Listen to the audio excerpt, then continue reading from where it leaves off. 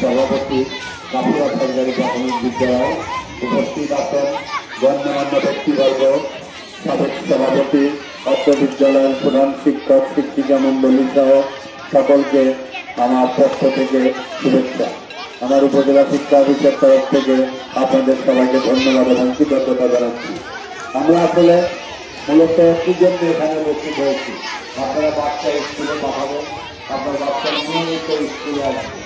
নিয়মিত স্কুলে এসে আপনারা জানেন যে আমরা সমৃদ্ধ, আমরা সবাই সমৃদ্ধ একটা সুন্দর দেশে বসবাস করি। আমাদের দেশে এক মুঠ ধান শুকালে বলেই বস্তা বস্তা চাউল হয়, সেই দেশের কিন্তু আমরা বসবাস করি। এখানে যা আমাদেরকে মানসিকতার পরিবর্তন আনয়ন করতে হবে, যেটা সম্ভব শিক্ষার মাধ্যমে। তাই আমি আশা করি যে আজকে যে আমাদেরকে আয়োজন করা হয়েছে, আপনাদের উদ্দেশ্যে আমি বলবো যে আপনার সন্তানকে আপনি নিয়মিত স্কুলে পাঠাবেন।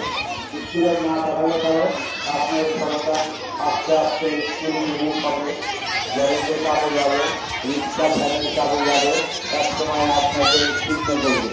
তাই আমি বলছি যে এই সমস্ত কর্মকাণ্ড থেকে দূরে রাখার জন্য বাচ্চাদেরকে চিন্তায়কারী হবে, এক সময় দেশের শত্রু হবে, এক সময় ধ্বংসাত্মক কার্যক্রমে লিপ্ত হবে, এক সময় জেলে জীবনযাপন করবে, তখন মা হিসাবে নিজেকে খুব অপরাধী মনে হবে।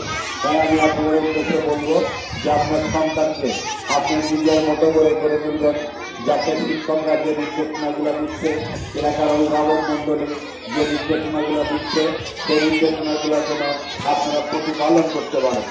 সন্তান আপনার স্কুলে থাকে 6 থেকে 7 ঘন্টা, 6-7 ঘন্টার পরেই আপনার বাচ্চা সারাক্ষণ আপনার কাছেই থাকে।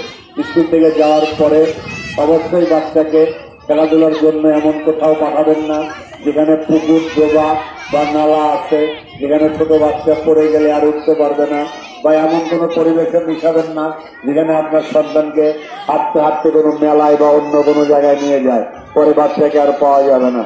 তাই আপনাদের উদ্দেশ্যে বলবো যে আপনার বাচ্চা স্কুল থেকে যাওয়ার পরে আপনার খেয়াল থাকতে হবে যে আমার ছেলে কোথায় গেল বা বাচ্চা মেয়ে কোথায় গেল। আমি আশা করি এদিকে তো নজর রাখবেন। পাশাপাশি বাবারা তো আসলে রাত্রি ছাড়া বাচ্চাদেরকে দেখতে পায় না, যখন বাবা ঘরে ফেরে তখন হয়তো আপনার সন্তান ঘুমিয়ে যায়, সকালে উঠলে পরে বাবার সাথে হাতে দেখা হয়, তাই বাবা সময় দিতে পারে না, কিন্তু মায়েদেরকেই সময় দিতে হয়। আমরা উপবৃত্তি দিচ্ছি মায়েদের মোবাইল নাম্বারে, কোন ক্রমেই আপনাদের এই মোবাইল নাম্বার যেন কাউকে না দেওয়া হয়। যত আদর করে আপনাকে টেলিফোন করুন না কেন, আপনার নিজের লোক, নিজের আত্মীয় যদি বলে যে তোমার কোন নাম্বারে উপবৃত্তি পাওয়া একটু দেওয়া, তো কোন ক্রমেই বলা যাবে না।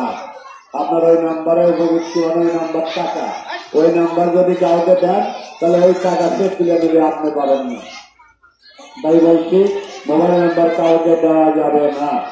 এই মোবাইল নাম্বারটা শুধু আপনার কাছেই থাকবে, এটা আপনি খেয়াল রাখবেন। আমরা কিন্তু টাকা দিয়েছি, আপনারা মনে পেয়েছেন, টাকা পেয়েছেন না? হাত তোলেন, টাকা পেয়েছেন কি?